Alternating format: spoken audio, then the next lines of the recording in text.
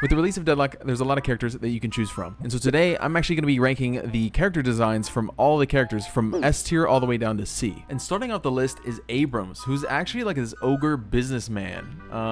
Broad ass shoulders. I mean, honestly, ranking his design, he's got like this enforcer look that complements his playstyle very, very well. And along with like the NYC vibe that Deadlock's kind of falling into, it's pretty sick. I'd say Abrams is probably our first A tier. Solid pick. The design actually works in favor for his playstyle. Solid design overall. Next we have Bebop, which is like the Blitzcrank on crack. He's got a laser, like a mace hand looking ass thing. I don't know what the fuck that is, to be honest. He's got some like weird Splinter Cell like optics here, which I don't know, maybe could help him hook somebody, but it's kind of like a hodgepodge of like a lot of different parts. I mean, maybe that's like the whole thing is like a junkyard theme. There's like samurai pants here, weird ass like wrecking ball for a hand, and then this really scientific laser. I mean, it's just kind of all over the place. I'm gonna have to put Bebop in B tier. I'm gonna be honest. It's just his design could be better. Although, yes, I understand there's like a junkyard theme. It's just like, it's a little too clashing, I think. Next we have Dynamo, which is like this weird like big bodied robot.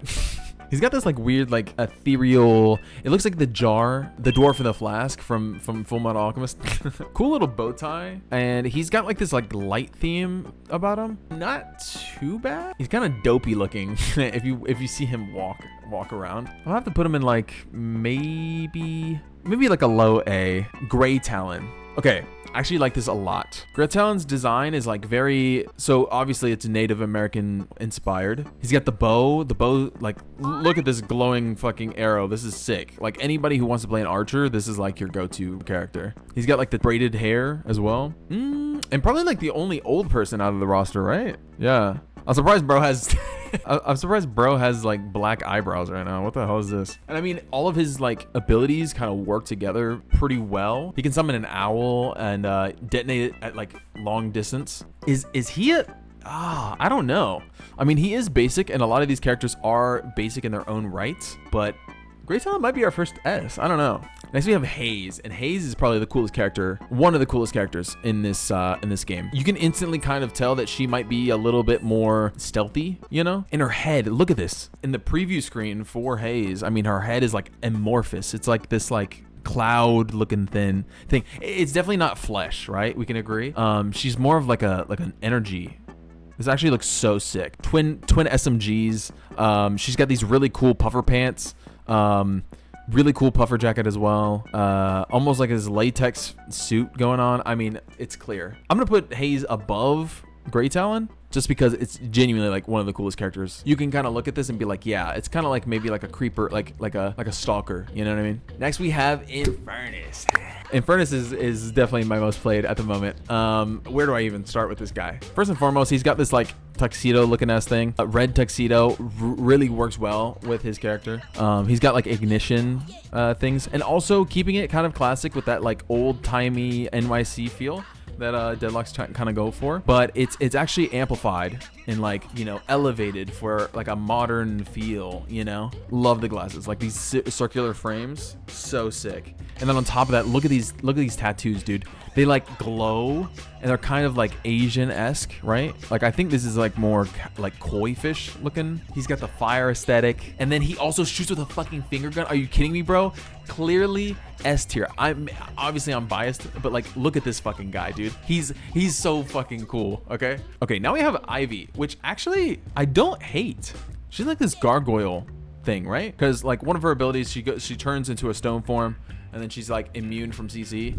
She also has like the most mobility, level 1, I'm pretty sure. She starts off with like 4 stamina. So I mean, gameplay wise and just look wise, it's kind of working. Also, the gun is kind of like a little makeshift, which is kind of cool. I think a low A is perfectly fine for where she's at.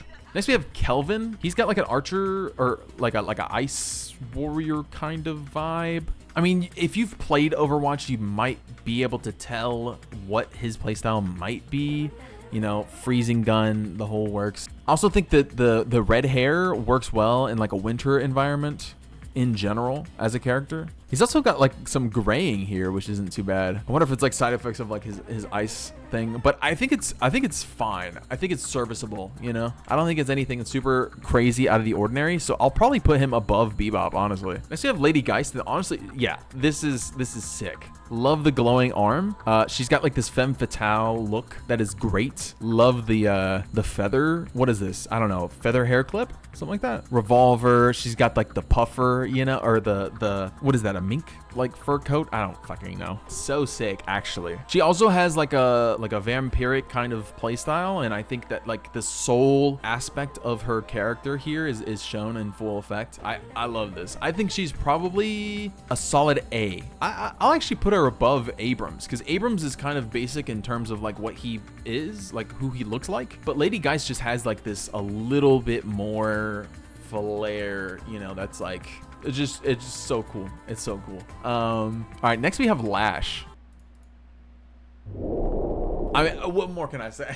Nah, Lash, he's got like he almost has like a Dudley look to him. He's like he actually looks like Freddie Mercury now that I think about it. But I mean, the tank top, and he's got like kind of like the brawler, like boxing glove pistol, I guess. What the fuck even is this? He's definitely a brawler. He's got the brass knuckles as well. I think it's not a bad design at all, but it's kind of basic. I don't know much more that you could do to elevate it, but I think it's fine. I think it's serviceable for a brawler. I'll put him heavy, or I'll put him like top of B, actually, now that I think about it. Next we have McGinnis, the turret maker, the Torbjorn of this game, if you will.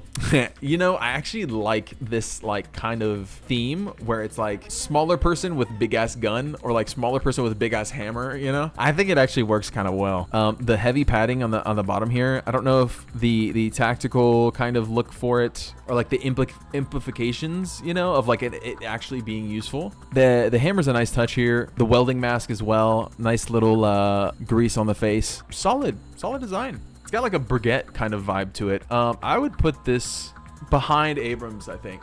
Not too bad in terms of design. Mo and Krill, this is like the only character I think at this moment, this is like the only duo character where it's like you have two people in general. I think these guys are like just the bouncers of the underground world, you know? Plays into the play style. I mean, Mo and Krill, they kind of like literally burrow underneath enemies, and the guy being like this big ass like mole rat is just sick. Love the literal chain link necklace, and this guy's definitely pulling the strings, and Mo's just like the big fucking the brawn, if you will. Also love this hat. Overall pretty solid. I don't think it's S tier worthy, but I think it goes we'll put it in an A. Damn, I'm being really generous here. But I mean, the designs are great. Valve doesn't skimp out on the designs at all. Okay, next we have Paradox, and this is easily an S tier, 100%. There's no other character that I have seen that looks like this, genuinely. Like out of any game that I've played. Sure, you might have a case for like Halo and like the different masks and stuff like that, but like never. Also, again, kind of playing into the thing, I think that it's great to see like different variety of like female characters in video games. Like the knee-high boot, the whole like detective-esque look. The rose is a nice little touch. It looks like a robot, you know? And then also has like this like weird like hourglass looking symbol here, which could allude to like her time manipulation like abilities and stuff. Really cool. Easy S. I would put her above. Oh man, it's tough between Hayes, but I mean, these are all really cool characters. In fact, I'm actually gonna make a little executive change here. Grey Talon's gonna go down to A, because I think it's a good design for Grey Talon, right? But Grey Talon is like kind of textbook Archer, and I don't know if it does anything more that like really elevates it off of design alone. And that's why we're here, you know? But yeah, Paradox, fucking sick. Okay, some people might hate me for this, but I think Pocket's probably the only C tier in this game. There's just nothing that alludes to Pocket's playstyle in this design from first look. I mean, look alone, you won't understand that this character is like super trickstery and jumps around, like jumps through the air and stuff like that. I guess it doesn't matter too much, but I just think that this design is very flat. Sure, the hair is like cool, but I don't really see any like, it's just a dude in a suit, you know, with like a shotgun and a briefcase. I don't know, dude. Hey, call me crazy. I don't know, but I much prefer something else other than like just a basic ass design. Next we have 7. which is actually so cool. I think his lore is like he's just like this amalgamation of energy, and like he did like a jailbreak or something like that. I think he has like one of the longest lores in this game thus far. Really cool lightning abilities. He's got like the jailbreak kind of look here, little steam gauge, the big ass like Raiden looking like electric current, and then like this like huge Tommy gun. The chain, I mean, this is really fucking sick. I also love like the little mask here as well. Super cool design, and it was one of the first characters that I ever played in the game. I think S tier is solid. I think S tier over Lady Geist. I mean, I just think this is like, yeah, I think this is cool as fuck. Okay, now we have Shiv, which is basically like an Elvis Presley looking fucking Shiv bleeds his target, and he also gets in the fray. I don't know. This might also be another C. I'm gonna be honest.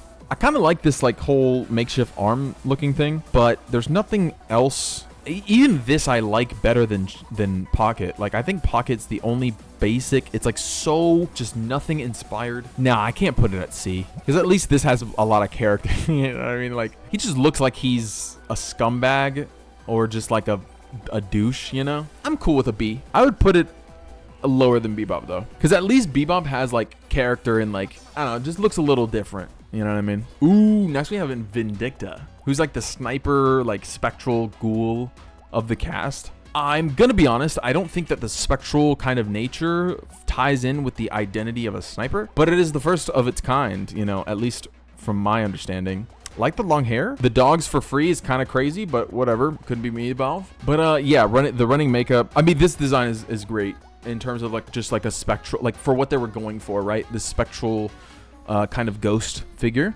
Also a sniper. I mean, it's sick. I think it's a solid A. Next we have Viscous. Cool as hell.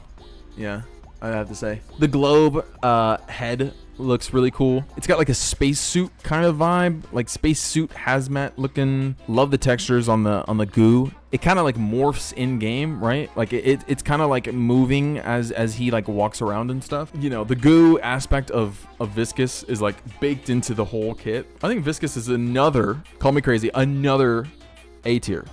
I would put Viscous. Yeah, Viscous is definitely above here. I would.